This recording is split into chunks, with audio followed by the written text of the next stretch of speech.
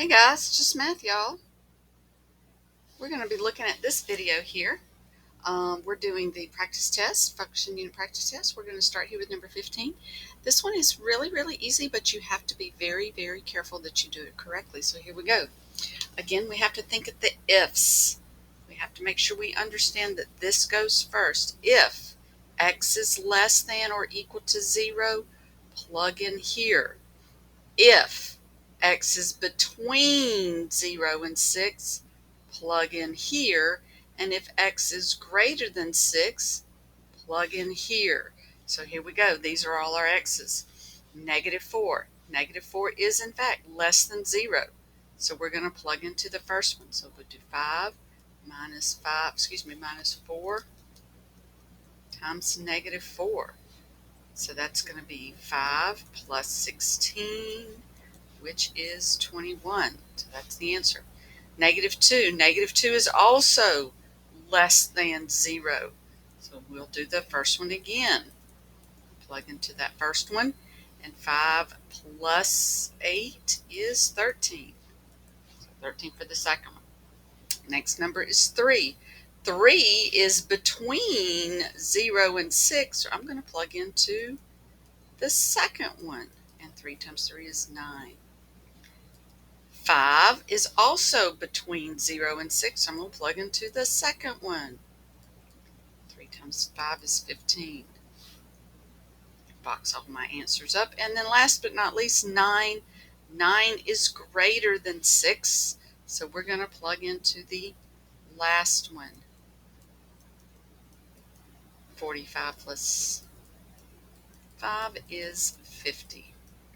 So be careful. Be careful. Plug them into the one that's appropriate. Do not plug into all. That would break the rules of functions because you can plug in one x and you only get one y. All right, number 16. Add two functions and subtract two functions. Then we're going to identify the domain of each. So let's jump in here and see what we have.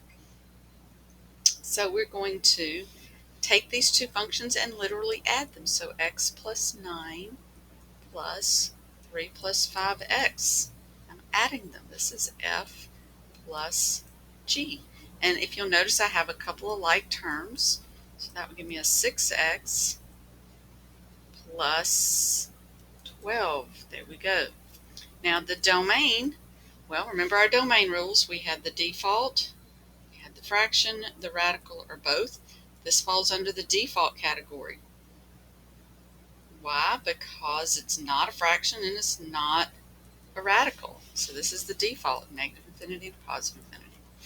All right, now we're going to do part B, which is f minus g. F minus g. So f minus g, this one's harder. So I have x plus 9 minus 3 plus 5x. But here's the catch. I didn't put the parentheses on the first one because it was minus.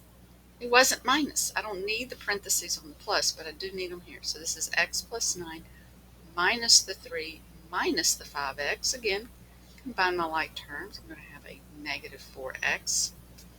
Combine those and I get plus 6.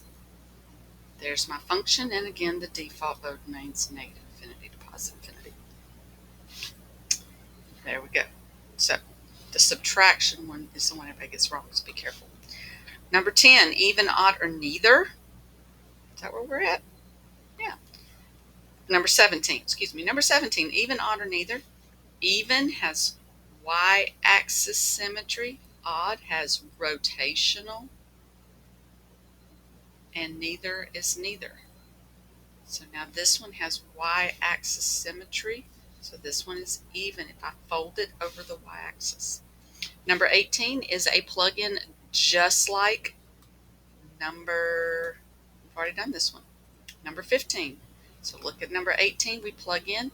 If x is greater than or equal to -3, we're going to plug in here. If x is less than -3, we're going to plug in here. So let's look. We have x 0. Our first x is 0. 0 is in fact greater than -3. So I'm going to plug in there, be 0 plus 3, which is 3. My next x is negative 4. This is tricky. Negative 4 is not greater than negative 3. Negative 4 is actually less than negative 3. So this time we're going to plug into the bottom one. We have some signs to be worried about here. So we have the negative parentheses, then we have negative 4 plus 3. Be careful on this one. Negative parentheses. Let's do us in parentheses first. We get negative 1. So the answer would be positive 1. Negative times a negative is positive. Be careful on that one. All right, now the third one is a little tricky because this one says g of negative 3. Well, which one do I plug in when it's actually equal to negative 3? That would be the top one. So I'm going to do negative 3 plus 3, which is 0.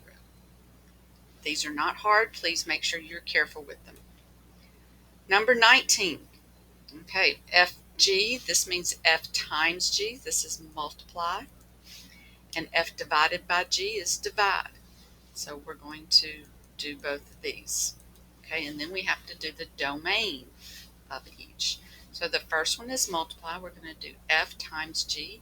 F is 5x minus 2, and g is x plus 9.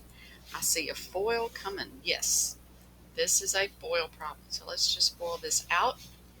I'm going to do 5x times both of those. 5x squared plus 45x. I'll do the negative 2 minus 2x minus 18. So that's going to give me 5x squared plus 43x minus 18. Alright, so now my domain, again, the default, fraction, radical, or both. Well, it's not a fraction, it's not a radical, it's not both. The default, negative infinity. How do you know it's not a fraction? Look, it's a polynomial. It's not a fraction, it's a polynomial. Alright, second part, find the division. Well, this one we don't have any work to do. We have 5x minus 2 on top. We have x plus 9 on bottom, and that's it. That's the function. But now we have a fraction. So now we do the domain, we have the fraction rule. The fraction rule set denominator equal to 0 and solve. So x plus 9 can't equal 0, so x cannot be negative 9. So my domain is every number except negative 9. It's every number except negative 9. So that's going to be negative infinity to negative 9. Skip that negative 9 and go to infinity. That's the domain for that one. Please be careful on these and their domains. Okay. All right. What's up next? Number 20. Evaluate. We've done several of these. You ought to know how to do this by now. Stop the video and do it. There you go. Plug in negative 5, so it'll be 6 minus 3 times negative 5. Watch your signs. That's going to be 6 plus 15, which is going to be 21. Okay. Number 21 is the difference quotient. I'm going to start a brand new video on this one. I'm going to let you look at this one, and we'll start with number 21 on the next video. It's just math, y'all.